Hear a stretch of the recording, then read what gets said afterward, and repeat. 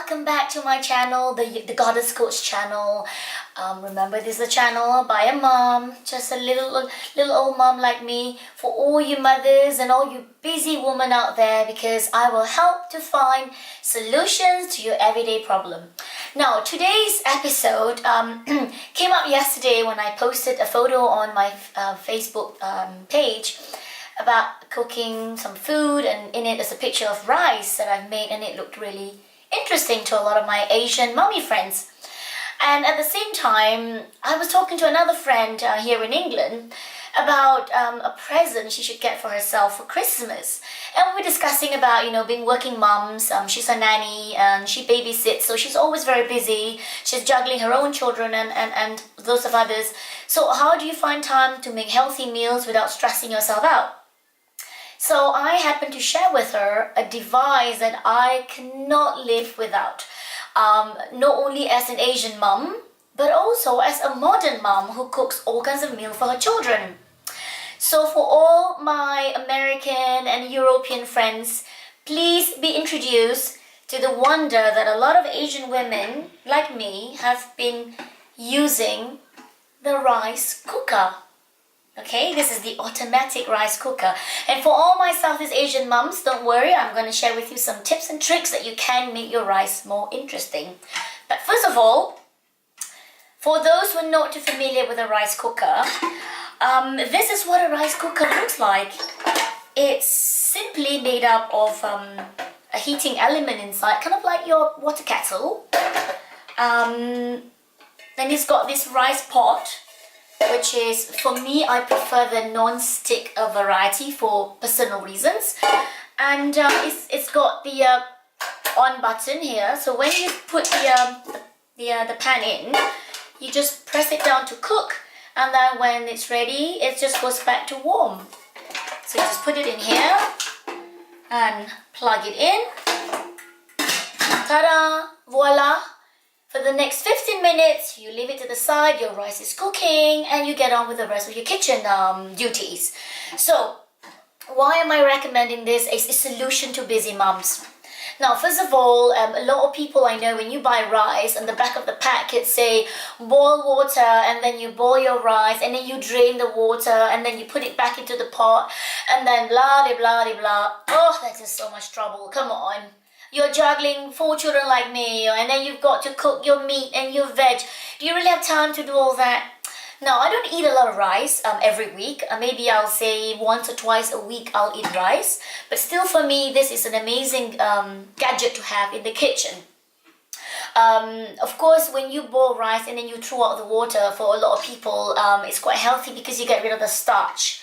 But I tend to use basmati rice. Show you. It's just plain rice. It's actually quite fragrant, and the bag looks like this. It's actually quite almost empty now. Basmati rice is actually from the fertile region of the Punjab, between Pakistan and India, and apparently it's the most it's the best area for basmati rice. And what I do know is basmati rice is the lowest GI, glycemic index. So it's the healthiest white rice you can imagine buying. So I switched to basmati about 10 years ago when I realized that I couldn't take any more to the more sugary, starchy Thai or the jasmine rice. So basmati became my go-to white rice for my home cooking. Now, the reason why also I recommend this as the go-to gadget. Now, this is for all my Southeast Asian moms. Yesterday, you saw that I posted a really funny looking cooked rice. Basically, I mix my basmati with this, which is my Korean rice. Well, actually, this is from Taiwan, but I got this from the Korean store.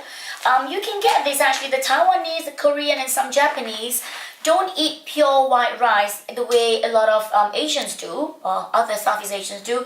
They tend to mix the white rice with the likes of yam, oats, millets, black rice, brown rice, and all kinds of beautiful, beautiful nuts and beans. So it's a lot more healthy and more fibrous. I'll add the picture in a minute in the video so you can see what it looks like when it's been fully cooked, the rice with all these amazing things. Now, also, you can add amazing things to make your rice more interesting. For example, I've got here a whole bunch of spices. Have you ever thought about putting, mixed spices in your rice? How about beetroot? You can use raw beetroot that you chop up and just mix it in the rice that you're boiling. Once the rice is cooked, you're going to get this beautiful red color with bits of cooked beetroot. Or you can also use beetroot powder. How about putting rose petals in your rice? Have you ever thought about that? Because a lot of people, especially in Europe, you're not so familiar with eating rice. You think, oh, it's so boring, just plain white rice. Oh, what's so fun about that? So I've also got here blue corn flour.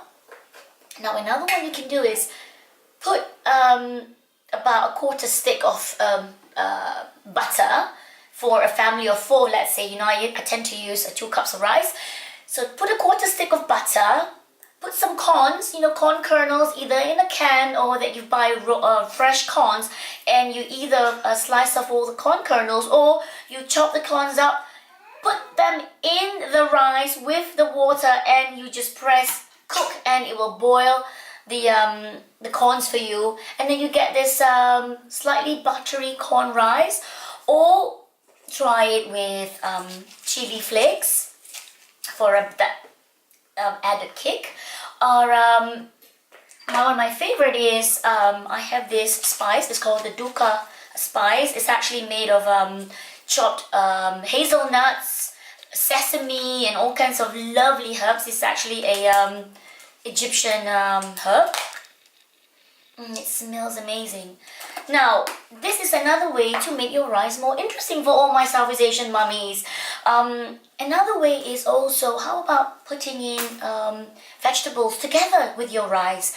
Maybe, say, broccoli or spinach. Now, another thing is, for all my Asian moms, you know this, in Singapore where I'm from, we have something called Hainanese chicken rice. Now that is a very, very famous rice that you can buy when you're in Singapore. Now for all my American and European mummies, that is when you put, instead of just water with your rice, you put chicken stock, and then you can add in maybe a chicken thigh or a chicken breast, and you cook it together with the rice. Now when the rice is ready, you're gonna get this amazing smelling chicken rice with the stock, and added with the chicken and the bones and everything. You're gonna get this amazing rice. Now, before I forget, for those of you who are still wondering how do you cook rice in a rice cooker, it's very easy. Imagine if you have whatever measuring cup. It doesn't have to be a specific measuring cup. If you're using this size, so 1 cup of rice, to 1 measure of rice, to 1.5 of water or stock.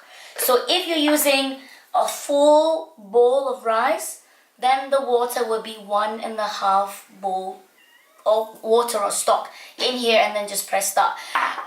The 1.5 rule it's a little bit fluid, because depending on the rice, because some rice are more hardy, they need more water, and some rice are really soft, they're fast cooking, so you might want to go down to only 1 cup of water to maybe 1.25 cup. But because I use basmati, it tends to do well with 1.5 cup of water. 1.5 measure of water to 1 measure of rice.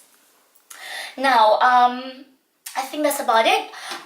If you've got any more questions, please get in touch with me. I would love to hear from you. And I hope this answers the questions of Sarah, my girlfriend, and how much handy having a rice cooker would be in her kitchen. So I hope, Sarah, you get this as a Christmas present for yourself. And it will make your cooking adventure a little bit faster in the kitchen. And for my Southeast Asian moms who are wondering, these are my tricks to make my rice more interesting for my children. You can hear one of them now screaming. And also to make it a little bit more exciting, so it's not just plain boring white rice. So till the next video, cheerio, much love and peace to you. Bye.